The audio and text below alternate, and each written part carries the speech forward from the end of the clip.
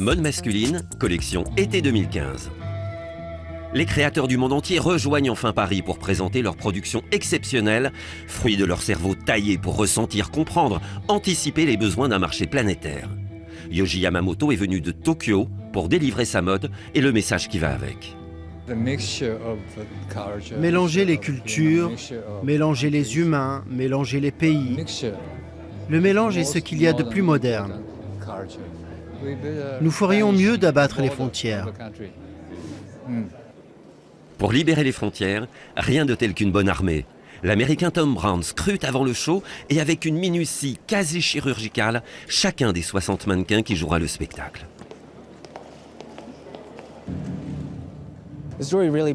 L'histoire est inspirée, librement inspirée de Throne, le film américain Throne. Comment il évoque l'anatomie du corps humain et comment cela se transcrit dans les vêtements. Il est aussi question de jeux vidéo interactifs. Je me suis amusé avec l'idée que les types au centre sont protégés par 2 gardes et que les opposants ne pourront pas les attraper.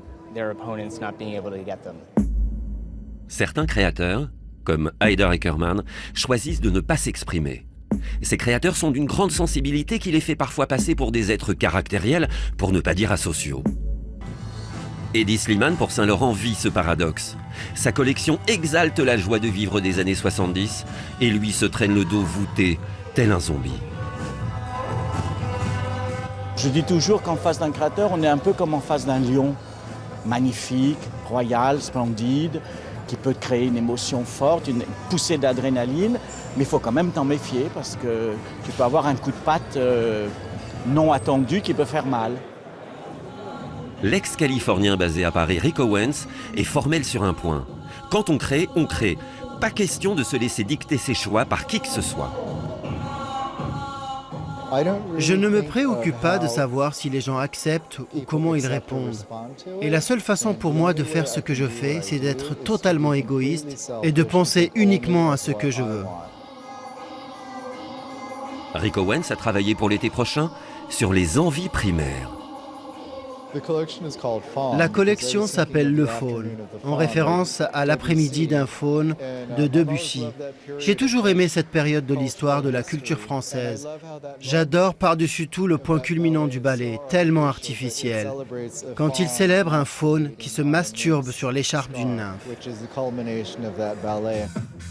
La France, terre de culture et de savoir, reste une source d'inspiration inégalée. Paris mérite bien son titre de capitale de la mode. Même sous la pluie, le pont Alexandre III brille dans le cœur du directeur artistique de Kenzo. Pour moi, c'est très important de penser aux éléments qui font vraiment la quintessence de Paris. Et je pense qu'il y a une interaction parfaite entre les colonnes, la Seine, la Tour Eiffel. Que voulez-vous demander de plus? Que demander de plus? Un Matisse, un Van Gogh, voire un Monet. Le collectif Andrea Cruz recycle les 3 au musée d'art moderne sur des tissus imprimés 3D. La collection s'articule autour des artistes et des touristes. Donc on a plutôt détourné des foulards de maître qu'on peut acheter dans les boutiques de souvenirs à Paris. Voilà, je pense avoir été assez concise. Le lien entre l'art et la mode est ténu. Mairie du 4e arrondissement, l'artiste danois Henrik Vipskov présente sa ligne commerciale dans une ambiance avant-garde. 4000 litres d'eau, 10 danseurs de l'Opéra national norvégien, 27 silhouettes. J'aime que les choses soient un peu surréelles et bizarres, un peu tordues. Mais j'ai quand même tenté de montrer des pièces que vous pouvez acheter. Dries Van Noten, créateur belge d'Anvers, adulé et par les médias et par ses clientes et clients, s'est également intéressé à la danse. Hommage à Rudolf Nureyev. C'était vraiment nécessaire pour moi de changer une fois l'aspect de la garde-robe masculine. Pour le monde, toujours, c'est cool, c'est rock. Non, pour moi, ça, c'est vraiment sensuel, mais c'est très masculin aussi. Et puis, il y a Givenchy. Le choc.